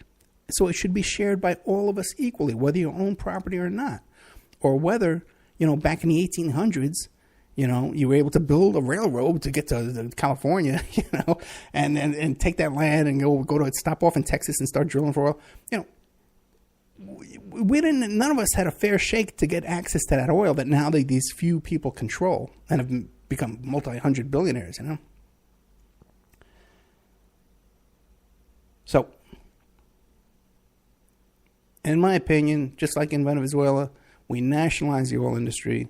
All the money that would go to stockholders would then go to either reduce the price of oil. We could probably do both and have some kind of a fund that every man, woman, and child would have, maybe housing, or something. Beneficial to everyone. But even if you just lowered the cost of oil, gasoline for everyone, that lowers the price of every single goods and services out there. The price of a tomato will go down. The price of beer goes down because it has to be trucked around and shipped all over the place. So that's my response to people who were constantly telling me, "Hey, socialism does not work because it's failed in Venezuela." When you have the biggest, most powerful country in the whole world trying to overthrow these tiny little countries, that's what happens. Okay, you know what? I'm running out of notes. So don't forget, we have tonight on the Las Vegas Strip, we have this silent vigil out in front of, what's that place called? The Bellagio. We had a rally there last week. About 400 people showed up throughout the day. This rally here today was pretty impromptu, but I'm sure there'll be at least a couple of hundred people who will turn out. Okay, I'm getting a note here from Matt Winnicott that Norway, the people in Norway get a $200K retirement account for every person by, nationalizing the oil industry in Norway. If they could do it in Norway, you could do it here. What's that song? If you could make it there, you'll make it anywhere, right? So if we could do it in Norway, we could do it in New York or Las Vegas, and we could probably do it better, right? I always got to be careful because that guy out there, Sean Duff, is out there listening to everything I do. I sing a little song, and then he isolates it, and he puts it on in a little video there and makes a fool out of me. Okay, so I got to watch our step. But tonight, the pro-democracy people are out there. Both Hillary and Bernie supporters will be protesting at this silent vigil out in front of Bellagio, and it's going on right now. So you can get out there and show your support for that. Quick update on Reverend Pinckney. Like I said, I was trying to give a little update during the Cynthia Mckinney section. Is that Monday there's going to be an appellate bond motion trying to get him an appellate bond because the appeal was successful. They're waiting until we hear back from the Supreme Court on this decision for this other guy here. There's Brandon Michael Hall, who has a similar forgery charge, but in his case they're saying that they cannot charge him with a felony because it's only a violation. It would be less than a misdemeanor, is my understanding. So if that's the case, good old Reverend Pinckney walks right out. So, and you can check that out at bhbanco.org. bhbanco.org. That's where you can find Reverend Pinckney. Okay, let's see. Now, I've been going over and over and over all this stuff that went on in Nevada. I went over it quite a bit last night. So I really don't want to talk about it again. We did a lot of stuff with that last night. Something's coming up this Wednesday. I'm going to be a guest on Chuck Ocelli on American Freedom Radio. I think he comes on at 5 o'clock. I'm pretty sure he comes on at 5 o'clock. And we're going to be talking about the Jeffrey Epstein case. Last night, I had a really interesting discussion with Conchita Sarnoff, who's the author of the book Traffic King, about the Jeffrey Epstein case. And I hope to have her back to come back on the show again. And I also hope to have her publisher, who's a former Mossad agent, come on the show and discuss his book. He wrote a book about using deception in, I guess, intelligence communities and stuff like that. I'm also going to be a guest. I know there's some people listening in Ireland right now on the Lorna Poole show. And supposedly she's a big shot in Ireland, so I'm hoping she is. Okay, I'm going to get some business out of this interview. I'm going to be interviewed by Lorna Poole in Ireland, and we're going to be talking about relationships and infidelity investigations. I have a new show just added to the members section with Dan Zupansky, who has this podcast called True Murder. And he told me this really fascinating story about this case of a fascinating murder that happened over there in Canada, where this guy stole a necklace from Susan Sarandon during the filming of the movie Shall We Dance with Jennifer Lopez and Richard Gere. And then ran into this guy named Tierhuis, who was lured him back to his little motel room. And they both got really drunk. And then Tierhuis steals the necklace from him and kills the guy and dismembers him and takes his organs out. And he disposes of the organs. And then he washes he dismembers him at the elbow and all that kind of stuff. Really intense stuff, And he dismembers and he washes off the body parts and he poses them. I think it was in the bathtub for when the police came. And then he turned himself into the police station. This guy Tierhuis. And he was sort of like and then somehow he got in touch with who's the guest name? Zupansky, Dan Zupansky. And his blog is called True Murder. So Zupansky gets a hold of this guy Tierhuis in the jail while he's awaiting sentencing, even though the guy's lawyer tells him not to talk to anybody. But Tierhuis gets a hold of the guy. Gets a hold of Dan Zupansky and tells him all the stuff about how he committed this murder, and he thought he was going to become a celebrity like Jeffrey Dahmer or Wayne Gacy by publishing this book with Tierhuis. But it turned out it didn't work out that way for him because Tierhuis turned over all his letters and stuff like that to the DA, the prosecuting attorney, up there in Canada. See, because their laws are a little bit different. And if Tierhuis could have proved that he was so drunk that he wasn't in control of his faculties when he committed this murder and dismembered this guy and washed him off, it just fascinates me. How can you pull this off in a little hotel room when you got those thin walls? You can hear everything going on next door. How do you do that? How do you kill somebody and you cut them up and you're washing them and you're disposing of the organs? Just fascinating how people are able to do that. Because I've never been quite able to pull it off. And all the murders I've done. Anyway. That's Dan Zupansky. You can check that out. It's in the member section. Really funny story. And I hear a lot about this guy Zupansky, that his blog, True Murder, is like a very popular blog. Next week, on Saturday, I have coming up Brad Schreiber. And we're going to be talking about Patty Hearst and the SLA and Vacaville and mind control and how the whole thing was sort of like some kind of mind control operation, that this guy Sinkyu was somehow mind controlled in that case.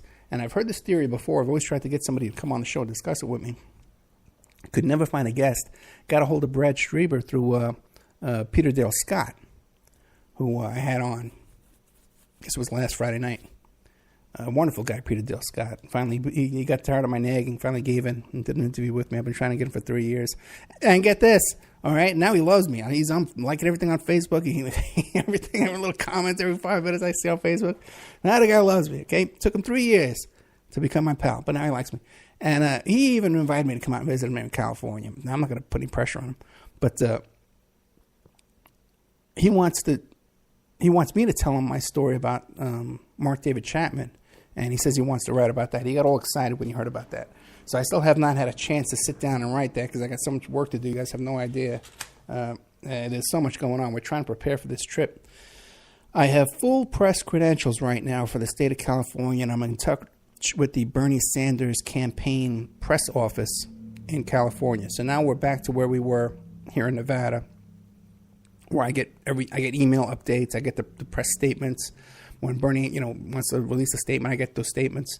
When I get a list of all the places he'll be appearing at every day, and then we get press access. We get passes to go into the event early, but we don't have to wait online. And you get in there, you get you sit in the press pen area. You get Wi-Fi they let you have. You got a little place you can plug your stuff in, and so I'll be able to go to these events in California starting in June. And broadcast live from there. It won't be, very unlikely we'll be broadcasting on all these stations. Maybe some of the stations let me break in, like guys like Awake Radio, they'll let me break in during the day and stuff like that. And maybe like People's Internet Radio in the middle of the night, they'll let me break in. Because they're in Ireland, no one's listening anyway when I'm on away. That's the only problem, because they're all asleep by the time I come on. Let's see if I see a couple of Z's in the chat room over there. So that's the plan. Me and Vic gets off school in June. We're going to have to rent a car and go to California and start hitting all these events, and bring our camping equipment, and trying to save money, because we got no money to do this is the problem, right? So what I'm hoping is, and I put out a couple of feelers today, if there's anybody in Nevada or in California that has a good car that wants to participate in this kind of project with us and help us out, get a hold of me at operamanreport@gmail.com, or message me somehow, right? And we'll include you in this. You'll get a producer's credit on the radio show. And this trip too, we're trying to fit in also filming with Peter Dale Scott, if I can get a hold of him, and with Hank Harrison, the father of Courtney Love, who told us all that stuff about how he was friends with Kenneth Anger and all the stuff he's told us. So, I want to get to his horse ranch up there, up in Northern California, and film with him. And we have a real film crew up there that's willing to help us out on spec, that we won't have to pay them. So the only expense we have, okay, is renting a car, because my car won't make it over there. Forget it. I can barely get around the block here in this little red thing. Got to rent the car. It's like a 2-week operation we're looking at, or at least 8-10 days. Got to rent the car, and then we need places to stay in California, if you can help us out with that. Okay, if you really want my blathering, nonsense, in your home.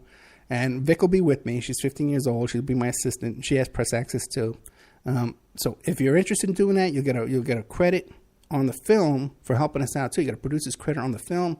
So when people go to IMDb, the Internet Movie Database, and look up your name, they'll find you on there, and that you were part of this project. You'll thank you and a producer's credit.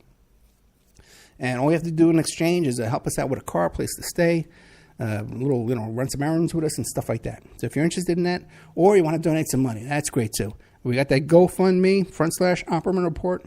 You don't have to be bothered with anybody. I can do all this on my own. We have the cash. Or I can make some money between now and then, and we'll pull it off that way. But that's the plan for June. So this is really, really urgent that we get some cash in for that. Now, OppermanReport.com, if you become a member, even just for a month, if we had 100 people become a member for a month, then I can go there in June, because it takes 30 days to get that money. I'll know that my July rent's paid. I won't get evicted in July.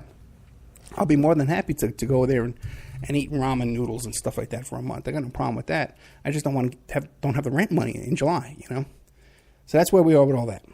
With the big trip and this And once we get the first documentary film, okay, even if we don't get this deal, the guy who's going to film with me up in California, he has connections that we could pitch it to these different media outlets. You know? But even if that doesn't work out, I can put this film up on Amazon, and because I get interviewed all the time and I got the radio show, we'll sell enough that now we got the ball rolling, we'll have enough coming in with that we can start doing more films. Because I got another one on the East Coast I want to do about the Process Church and the Son of Sam cult. Okay? And that's all pretty much ready to go too, man. Just need the funding, guys. We just got the funding and the time. That's what we need. So if you can help out with that, get a hold of me, oppermanreport@gmail.com. Everyone's welcome. Got a audition coming up Monday morning. I'm doing a Skype audition for a documentary series in the UK. Whoops. Okay. I'm got my little cord caught here. So I get up there to the UK, and we're going to be filming a series. It would be like a serial series every week about those murders, the pushing murders in the Manchester water, up there. And the theory is I'll be the PI from America's up there to solve the case. I'll be Columbo showing up there. Remember the episodes where Columbo went to England? That'll be me. That's me. That's going to be me. Okay, I'm going to get a trench coat. They'd never sell Columbo. I'll just do the Columbo. I'll be Peter Falk. They've never seen it. Right? We know he was popular. I'll just do that. I'll get a little cigar. I used to smoke cigars. Okay, I'm trying to kill time, guys. All right, we got coming up, too, James D. Sanders about the TWA 800 crash. You can check that out. There's a video up on YouTube about NYPD Harbor Aviation, Discovery Channel. They did a little documentary series with the NYPD Harbor Aviation guys. I know all those guys in that video. They're all my friends from New York City. They were in my wedding. I was at their wedding, stuff like that. We went bachelor parties together. And these are guys who recovered the parts from TWA 800. And they've always said to me off the record that it was a missile. And there's a lot of evidence of that, that there was a reserve, like a naval reserve ship that was there in the area, and it was testing missiles or accidentally fired a missile, and then he just took off and he left the area. And there's a lot of funny stories. I have a lot of funny stories behind that from talking to these guys, because when they were there doing this recovery operation, they had all the victims' families staying at this hotel, right? And so they were landing their helicopter on this lawn area, this field. And one day some guy showed up in a U.S. Army general's outfit, and he said, well, this isn't going to do. We need to build a helipad here. And he started giving orders, hey, order the asphalt from here, and the cement, those bulldozers, from here, cement, those flattener things, And they built a helipad. And they went, oh boy, this is great. We can land here and take off from here. But then it turned out that the guy was a total phony. The guy had no authorization. The guy had no real credentials or anything. He just showed up and pretended that he was someone from some government office, and he had this helipad. And the thing is, they couldn't do anything about it because it would be, the press would be so bad. It would be too embarrassing that they couldn't expose this guy and talk about it. So the whole thing went unknown until I started talking about it, because I think they're still afraid to talk about it. But that's a little story I have from behind the scenes here, known as characters. Another thing coming up, too, we have Montgomery Blair Sibley, who was the attorney for the D.C. madam, the one that committed suicide in D.C. This is the female one, Deborah Jean Palfrey. And he sent me copies of her Verizon phone records. I should put that up, because I got that. I posted some of it on Facebook. I copied and pasted. I took screenshots of it, and I pasted some of that on Facebook. Some interesting stuff, some defense contractors, but also another one, too, is the Archdiocese of Washington, D.C. she was on the phone with, arranging deals. This was her business cell phone that she was using for her prostitution business. And these big law firms, these big defense contractors, these big companies, you know, and Archdiocese of D.C. all calling her up, you know, booking talent from her, you know. Very interesting, right? So I'm taping with him. He's the guy I'm going to be taping with. Got Kevin Sullivan coming back to talk about Ted Bundy. I got a guest about Paul McCartney coming on. Fascinating guy. And he has these recordings, telephone recordings of relatives of Paul McCartney, where they're talking about how Paul McCartney is a real jerk. And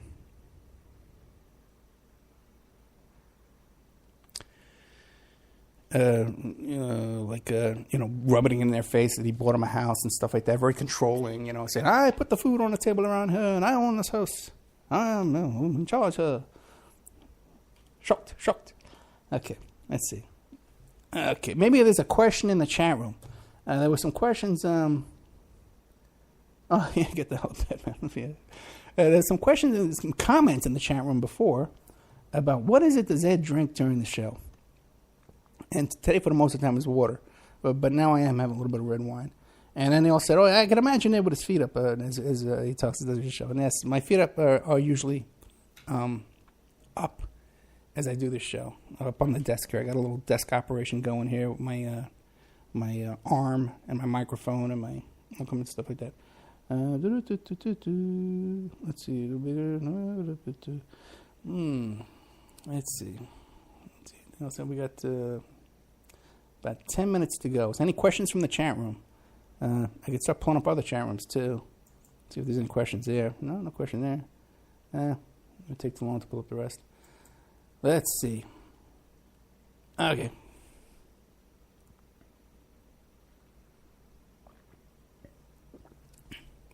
A couple of weeks back, I was asked to talk about what I did for the Howard Stern show. Howard Stern is a big shock jock radio host here. And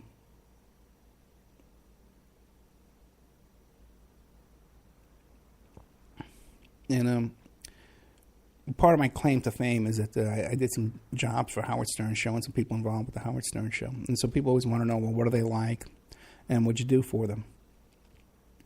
I guess the first time I got involved with Howard Stern, let me think, because it was after all the Tiger Woods stuff.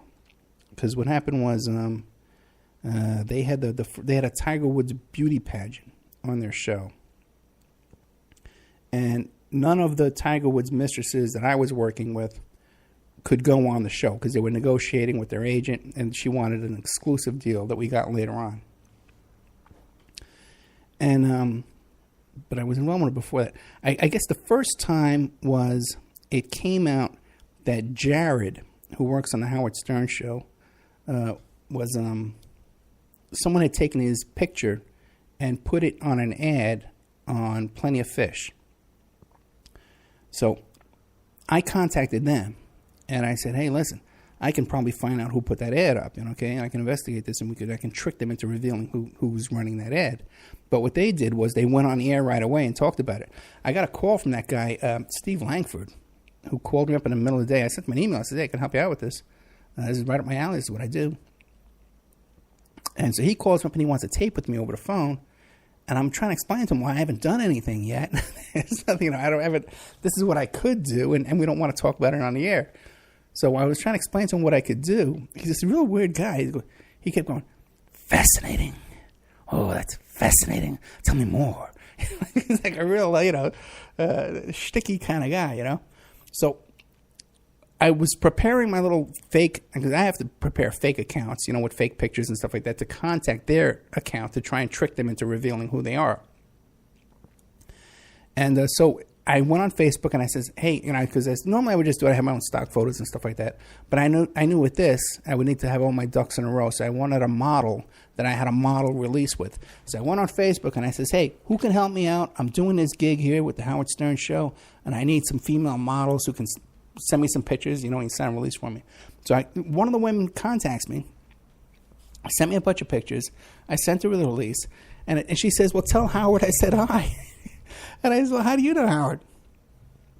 It turns out it was Violet Cowell, who was the girlfriend of, the porno girlfriend of Mel Gibson. Now, not the one with all the tapes of Mel Gibson with that other girlfriend. This was a blonde girl who was dating Mel Gibson when he was married. So they're just funny coincidence how things like this turn out. So anyway, I had my thing all set up, and we could never catch who was impersonating Jared, because they talked about it on the air, and then whoever had set up the account was now all tipped off and warned, and so that was kind of a hopeless situation. I guess the next time was when my what are those things called? The Tiger Woods mistresses were booked to go on the show, and this was kind of an overlap. There was an overlap there going on, because and at that time that was my job for the mistresses that were here in California. Here in Nevada. I had to get them to the airport and make sure that they got on the plane and make sure that they weren't on the same flight and weren't sitting next to each other on the plane, because they didn't get along with each other. But we needed them when they got off at the other end to be at the airport around the same time. So I had to arrange all of that and pick them up and get them down to the airport and make sure that they got on the plane, which is pretty much people wonder, what do private investigators do? That's a pretty common thing. Like if you're at trial, you have a case at trial, the lawyers will send you and say, go down to this, we got a witness, go there and make sure they get down to court. Make sure, so you go down, you check on them the night before, just like when you're booking a guest, you want to make sure they're going to be ready and do the show. Check on them the night before, give them a little reminder, make sure they're not up all night drinking. You'll pop in there for a quick visit. Hey, I was just dropping by. That kind of stuff. So anyways, that's what I had to do with the Tiger Woods mistresses. And at the exact same time that they were on the show that time, it was this weird coincidence. I was contacted by Gary Delabate because he was trying to get on, what's that thing called? The Parks Commission. He wanted to be a Parks Commissioner in Greenwich, Connecticut, where he lives. So, and someone had sent an email to all the people that were on this appointing committee to appoint the Parks Commissioner, to about 20, 30 different people. So, I heard this, and right away, I say, yeah, I can probably identify who sent that email, and then I saw a copy of the email that was sent out, and it was horrible. Gary's a really cool guy. I spent some time talking to him, both before this and after this, and really cool guy, And they were making these horrible accusations about him. It's really filthy stuff that was just so off base with this guy. He's a real family man, really normal, stable guy. What I was able to find out about that email that was sent out was that, first of all, it was purportedly someone who was a neighbor of Gary's who watched activity at his house and knew what was going on. And I was able to prove that the email was created 20 minutes. The email account was created 20 minutes before all these emails were sent out. And then I was able to trace it back to the library where it was sent from. And at that point, the city of Greenwich took over to the investigation, because we had convinced them that time, by that point, that it was a phony email created for that purpose and created 20 minutes before it was sent out and sent from a library. So they followed up on that. And there are ways with subpoena power and stuff like that where you can find out who logged into that library computer at the time, because it would be, you have to put in a code at the library. So it wouldn't have been that hard. And maybe they found out who it was. Maybe they didn't know what went on after that. But that was reported on Greenwich TV and also in the Greenwich magazine newspaper up there. In fact, they were reporting on that like every week. And too, when I was doing that, working on the Gary thing, they were talking about me every day for like a whole week on the Howard Stern show. And it's kind of funny coincidence. It is a funny coincidence too, because the day that I appeared, how they have that thing, I have a screenshot of it, of the Howard 100 News. The day I appeared on there, that Ed Opperman was working on this thing for Gary, is the same show that Charlie Sheen appeared on over there. I was on that same show. And my other client was the girl who Charlie Sheen attacked in that hotel room in the Plaza Hotel in New York. And then the same day I was working on this email thing for Gary was the same day that these other mistresses that I had gotten on the plane over there were having another contest over there with Howard Stern. So, and then that was all going on. Or maybe it was Octomom or something like that, because I was involved with Octomom, too. A lot of people don't know about that. I did a whole bunch of jobs for Octomom at the time when she was going on Howard Stern all the time, too. And the reason for that is, oh, thank God, the show's over. The show's over for everybody but me, because I got to do another 5 minutes. But American Freedom Radio, thank you so much. Don't forget to support the station and support Danny there. You go to AmericanFreedomRadio.com. There's a donate button. Check that out. And we'll be right back. We'll be back next week with that guy Schreiber about the SLA and Patty Hearst. Good night. Where is that? All clear, Ed. Okay, I'm still on the air. I'm trying to hang up with you. Listen, Danny. Hi, everybody. Thank you so much, man. I'll talk to you next week, all right? Okay, great. I'm looking forward to that show. Oh, I me too. remember all that very well. Hey, unless you want to talk for 5 minutes. I can talk for a few minutes. Yeah, with Donald DeFreeze and Patty Hearst. I remember all that stuff very vividly. Me too. Now, I was a little kid, okay, and I used to ride back and forth on the bus. It used to take me 2 hours to get to school because I was in the 8th grade. So I read everything about the Patty Hearst case. So now, what do you make of this theory that DeFreeze was like a mind control subject? You know, it's quite possible. I mean, you never know. Now, knowing what we all know about, MK Ultra and all these other programs that they had, it's really quite possible that that's the case. Could be the case in a lot of other cases, too. Yeah, because he was in Vacaville. Yeah. And that's where they had some of that stuff going on. Now, did you know also, too, the symbol for the Symbionese Liberation Army, where they had that snake with the 7 heads? Right. Do you know what that is? No. That's Kwanzaa. Oh, is it? Look it up, man. Now, Vacaville, isn't that place where that guy buried that bus with all his children? No. No. That was Waco. That was Waco. What do you think of? That was Waco, Texas. Vacaville is a prison. No. There was a guy who kidnapped some school kids and buried the bus, actually, in some kind of landfill. They got all the kids. They were not killed. But I'm trying to remember that case. That was really a strange case. I don't know if it was Vacaville. But Vacaville was the scene of some place where some kind of mass murder or something happened there, I remember. Very interesting. And they got that guy in there now that Kerry Cassidy goes to visit him all the time. Richards, Captain Richards, they call him. I don't know who that is. Yeah, it's a really weird story. He was involved in this thing where it was called the Penodrome case, because he was going to take over this little island over there in San Francisco and start a new government. They were going to have like a coup, And it's just, I tried to get guests to come on the show and talk about that. I can't find anybody to. I should get a hold of the DA maybe. But fascinating story where he had these kids that worked for him, and he convinced them to go into this guy's body shop and steal his marijuana and steal his money and stuff like that. And then when they were dumping the body, their boat got stuck. They couldn't launch the boat. There's this whole, and then he admitted that he dumped the body. He admitted he took the money, he bought jewelry for his wife. Yep. Hey, Ed, I just realized something. I should check to see. I think Freighter's not doing a show tonight, but I better check to make sure. Okay, bro. No sweat. I'll fill it up. All right. Hey, thanks so much. Danny from American Freedom Radio on his debut broadcast on the Arpin Report. Have a good night, man. Guys. Bye. The Penodrome story, okay, is really fascinating because this guy, Captain Richards, they call him now, because now he's claiming that he was in this secret space program and all this kind of crap, and it's all 100% BS.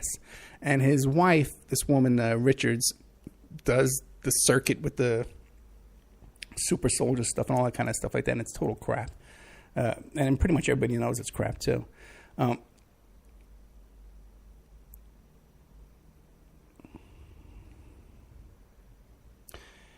Yeah, no, everything, by the way, I'm getting a little comment from the chat room about how I'm able to talk about these PI stories. You got to understand, those PI stories, okay, and this is something that should be cleared up for the future, is all that stuff that I did for the Tiger Woods and Charlie Sheen, those were all cases that I took on for publicity. That was the deal. It was I was hired by an agent to do those cases, and her clients were people that were looking for publicity out of those cases to sell the stories to the Inquirer and to the tabloids and all that kind of stuff. So those I can talk about, and Howard Stern, I can talk about that because they put out the story. That was reported in the press. They put it out, the story, not me. But there's other stuff that I can't talk about. I can't, if someone hires me tonight, I can't just come on here and talk about their story. I'll hint around about some stuff every once in a while when someone's being a pain in the ass, and I'll say, oh, God, it's a real jerk today. All right, guys, we're out of time.